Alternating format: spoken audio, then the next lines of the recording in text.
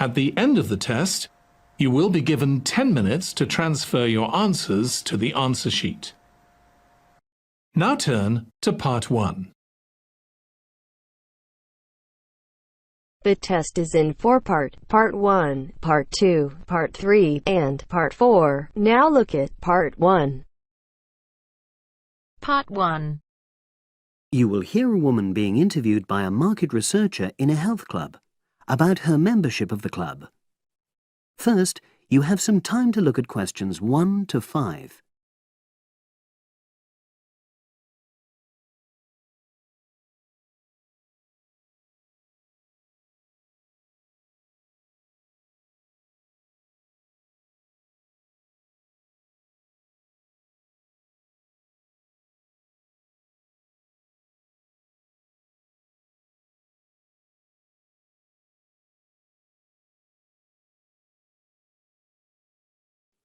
Now we shall begin. You should answer the questions as you listen, because you will not hear the recording a second time. Listen carefully and answer questions 1 to 5. Oh, excuse me. I wonder if you'd have the time to take part in some market research. What's it about? About this club and your experiences and opinions about being a member. It'll take less than 5 minutes. Oh, OK then, as long as it's quick. Can I start by taking your name? It's Selina Thompson. Is that Thompson? Yes. Okay, great. Thanks. And what do you do for a living? Well, I'm an accountant, but I'm between jobs at the moment. I understand. But that's the job I'll put down on the form. And would you mind my asking which age group you fall into? Below 30, 31 to 50, and above? Over 50, I think we can safely say. Great, thanks. And which type of membership do you have? Sorry, I'm not sure what you mean. Do you mean how long? No, is it a single-person membership? Oh, right, no, it's a family membership. Thanks. And how long have you been a member? Ooh, let me see. I was certainly here 5 years ago, and it was probably 2 to 3 years more than that. Shall I put down 8? Oh, I remember now. It's 9, definitely. Sorry. No problem. I've got that. And the last question in this first part is, what brought you to the club? Sorry? How did you find out about the club? Did you see any ads? Well, I did actually, but I have to say I wasn't really attracted to the club because of that. It was through word of mouth. So you were recommended by a friend? Actually, my doctor. I'd been suffering from high blood pressure, and he said the club was very supportive of people with that condition, so I signed up. Great, thanks. Before you hear the rest of the conversation, you have some time to look at questions 6 to 10.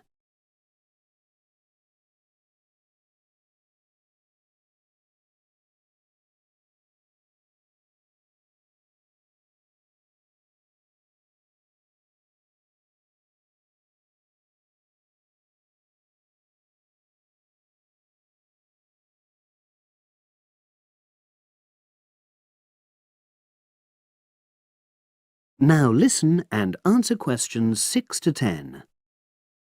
Now, for the second part of the form, I want to ask a bit more about your experience of the club. Sure. How often would you say you use the club? It varies enormously, depending on how busy I am. Of course. But on average, per month? I'd say it averages out at twice a week. OK, so 8 on average. Yeah, and 4 of those are aqua aerobics classes. That leads me to the next question. Would you say the swimming pool is the facility you make most use of? Fair to say that, yep. Right, thanks. And are there any facilities you don't use? One area I realise I've never used is the tennis courts. And there's one simple reason for that. You don't play tennis? Actually, I'm not bad at it. Oh. It's that I'm not happy having to pay extra for that privilege. Oh, right. I've made a note of that. Thanks. Now, in the last section, are there any suggestions or recommendations you have for improvements to the club? Only about health and fitness? Anything at all? Well, I'd like to see more social events. Oh. It isn't just a question of getting together for games or classes, but other things, you know. Yes, sure. And another thing that I was thinking, when I had my yoga class in the gym last night, we were all sweltering in the heat, was that I think they should put in, or, you know... Air conditioning. That's exactly what I mean. The rooms are really light and well designed, but they do need proper installations. Sure. Well, I've made a note of that. Good. So, is there anything else you'd like to suggest? About quality of service, for example? Oh, everyone's very nice here. They couldn't be more friendly and helpful. Oh, but I tell you what, it's a shame the restaurant isn't open in the evening on Saturday, and Sunday as well, for that matter. Oh. So, the club should... Open it later on those days. OK. Well, thank you very much. That's all the questions I have.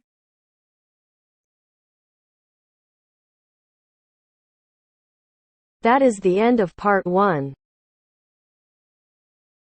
You now have half a minute to check your answers.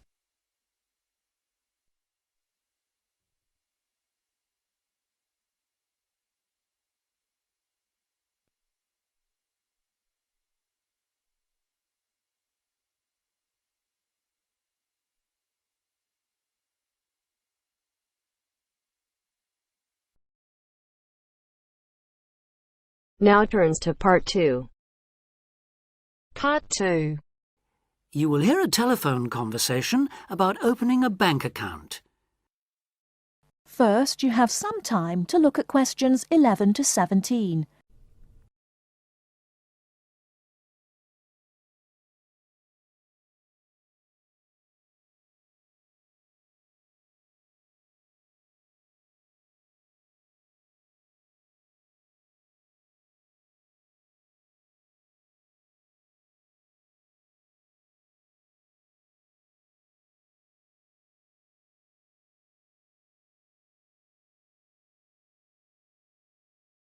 Now, listen carefully and answer questions 11 to 17. Expats Helpline, Terry Davies here. What can I do for you? Hello, Terry. I've been in this country for a while, and I've just been offered a job in the city, so I think I'm going to need to open a bank account.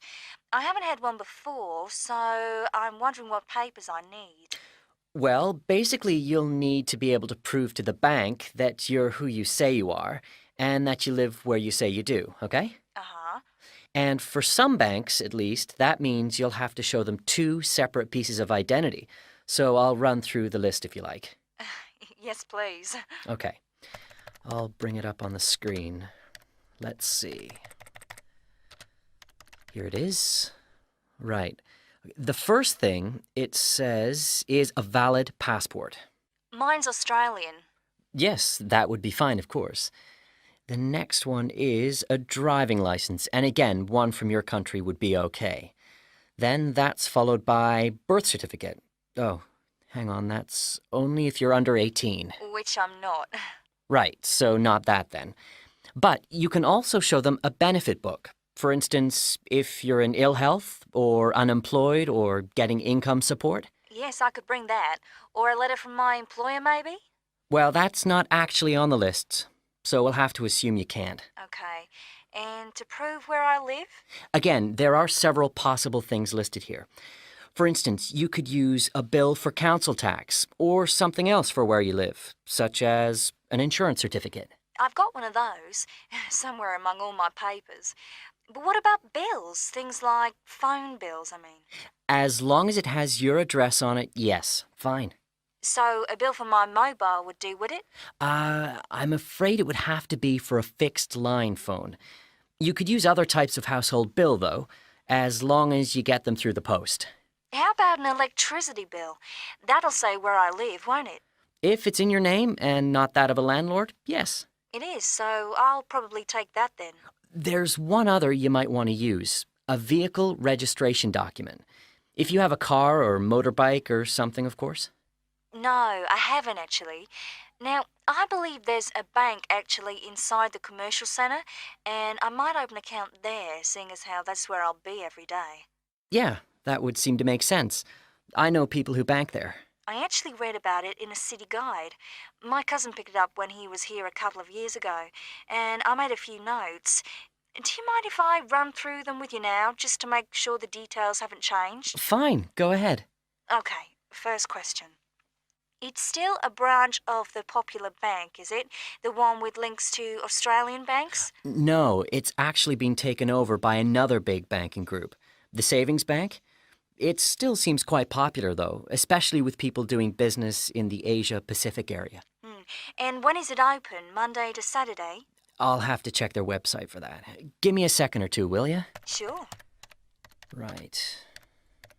I've got it.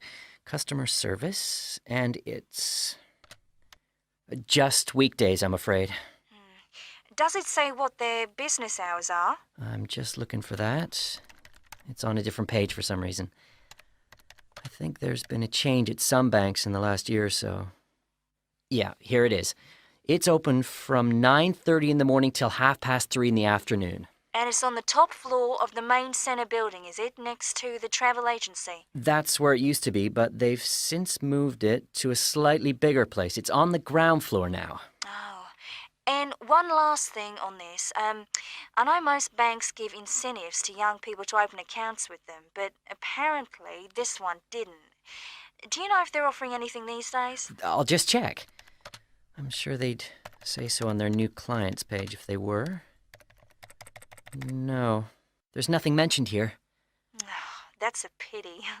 I was quite looking forward to getting my free gift. Before you hear the rest of the talk, you have some time to look at questions 18 to 20.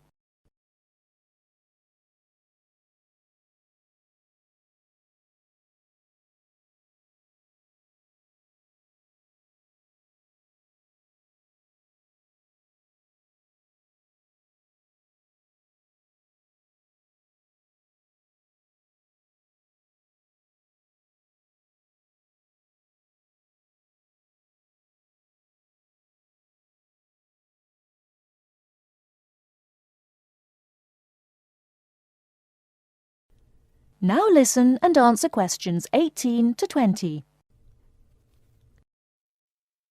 There are plenty of other banks within walking distance, you know. It may be worth shopping around to see what they've got to offer. Longer opening hours, including Saturdays, perhaps less crowded. Can you tell me how to get to a couple of them? I know where the commercial centre is, so that's probably my best starting place. Sure. For the Royal Bank, you need to turn left when you leave the centre, go along Market Street past the post office, and turn left up Bridge Street past the Shaw Theatre. Then you take the first right. You'll see an internet cafe on the other side, and the Royal is just a bit further along on the right, directly opposite the Park Hotel. Okay, I've got that. What about the Northern Bank? For that one, you turn right as you come out of the centre and go along Market Street until you come to the junction with West Street. There you turn right again and carry on up as far as the next junction where you take a left. You'll see the bank from there. It's the third building on the right. Fine. And the last one, the National Bank? You can go either way from the centre, really. Up West Street or Bridge Street and then along past City Hall. The bank is on the other side of the road, right next to the tourist office. You can't miss it. Great. Thanks a lot for your help. Anytime. Bye. Bye.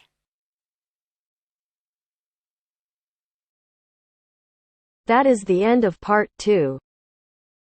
You now have half a minute to check your answers.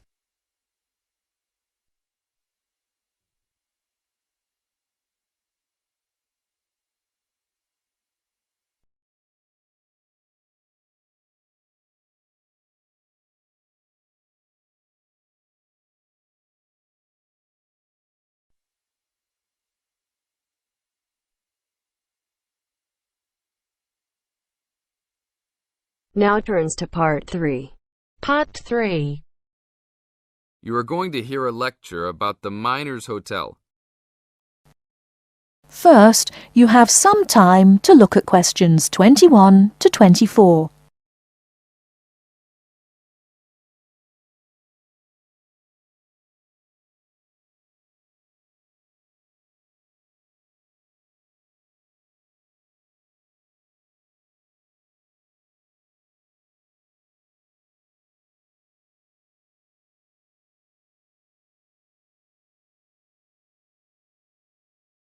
Now, listen carefully and answer questions 21 to 24.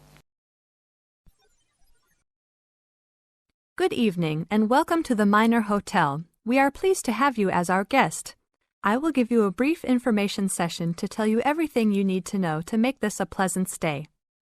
The Miner Hotel was built in the 1850s, during the Gold Rush period, also nicknaming our state the Golden State. People from all over the country and even from other countries came to seek their fortune here in these hills, creating cities overnight. In this city, many Gold Rush hotels soon opened up. This particular hotel was built in 1851, but was destroyed during an earthquake. It was rebuilt in 1995 to recreate the feel of the Gold Rush, complete with articles and actual photographs from during the 1850s.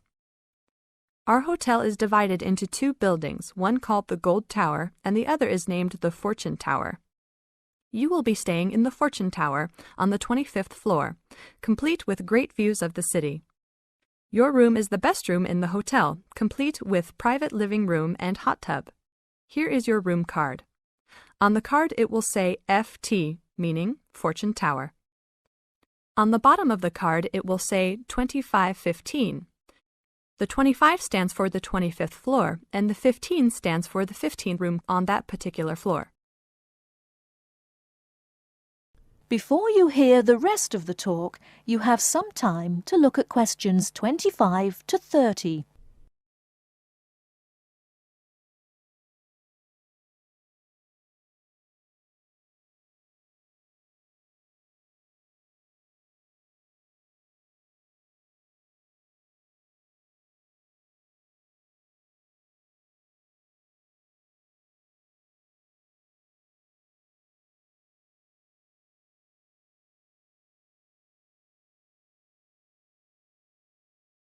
Now listen and answer questions 25 to 30. There are emergency exits in both towers of the hotel. They are located on the south side, opposite the elevators. Please use these in case of a fire or other emergency. We have some special events happening this week. Our Miners Diner is offering a special Miners Buffet dinner this Friday and Saturday for only $20 per person. This special includes all food, not including drinks and alcohol, and shows for the night. The buffet will be available from 5 to midnight. Because of the historical significance of our hotel, there are some special rules. The first rule is that there is no smoking allowed anywhere in the building, not even in your own room. This is not only to ensure the safety and health of our guests, but also the furniture and pictures can be easily damaged by smoke and other harsh treatment. Please remember that there are items of furniture over 100 years old here, so respect the rules by not smoking. Secondly, please do not take pictures using a flash of any of the drawings and paintings in the rooms or hallways, as they are old and fragile. We are doing our best to preserve a national treasure, so please help us in doing so. Lastly, you will only have one set of towels and bed sheets per 3 days. This is to conserve the water supply, as there are frequent droughts this high up in the hills. If there are any further questions, the staff of the hotel will be available to answer your questions. In the event that no one is able to answer your questions, I will also be available from 8 a.m. to 5 p.m. each day in the concierge. I hope you enjoy your stay here with us. Thank you very much. That is the end of Part 3. You now have half a minute to check your answers.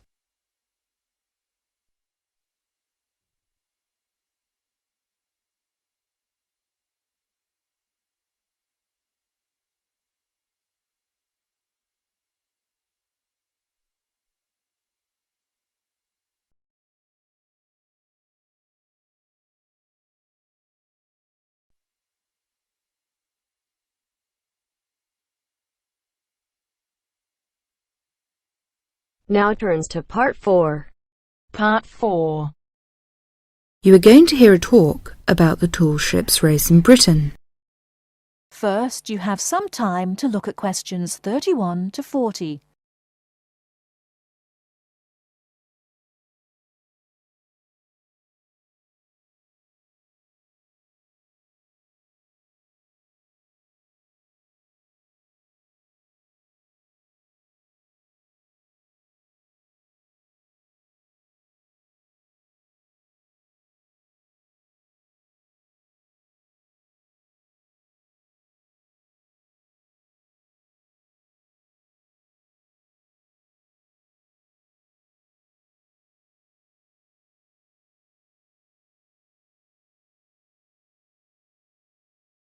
Now listen carefully and answer questions 31 to 40.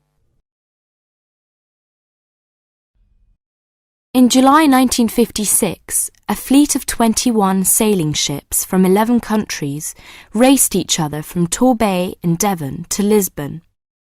The ships had been converted from cargo carrying to sail training ships. However, their future seemed uncertain, and the purpose of the gathering was to mark the passing of the age of the sail. What happened instead was that the sailing ships refused to say goodbye, and 2 years later they raced again, and the fleet was even larger. It was then that the title The Tall Ships was given to them, and the name remains today.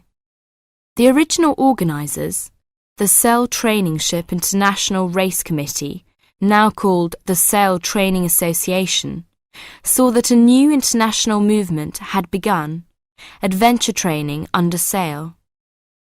As race succeeded race, it became clear that the events had more to do with bringing adventure and widening the horizons of young people than of commemorating the passing of sail. Now, sail training ships began to be specially built, and young people from all walks of life wanted to participate. Now, to compete, a vessel has to satisfy just 3 requirements. It has to have a minimum waterline length of 9.09 metres. Half its crew must be between the ages of 16 and 25, and its principal means of propulsion must be a sail. Since 1972, the race has been sponsored by Cutty Sark Scots Whisky, and it has started to attract huge crowds of spectators. In 1984, more than 250,000 people lined the River Mersey in Liverpool to watch the fleet set off. And in 1986, 2 million spectators joined Her Majesty Queen Elizabeth at Newcastle upon Tyne to watch the parade. 1989 was the year that the spectacular Cutty Sark Tall Ships race started from London. A grand fleet of up to 100 vessels gathered on the River Thames near Tower Bridge on Tuesday the 4th of July. The only thing that the racing yachts, ancient and modern, had in common was their young crews. Few were expert sailors, and the majorities were strangers to the sea and to each other. Between Tuesday the 4th of July, when the fleet began to assemble, and Saturday the 8th of July, when the ships took part in a grand parade of sail down the River Thames, vessels were berthed on either side of Tower Bridge. Some were moored in the Pool of London, opposite the Tower of London, while others were moored to the east of Tower Bridge. Smaller vessels were accommodated in St. Catherine's Dock. Many of the larger ships were open to the public. It was an amazing and historic spectacle as the ships sailed slowly up the River Thames. That is the end of Part 4. You now have half a minute to check your answers.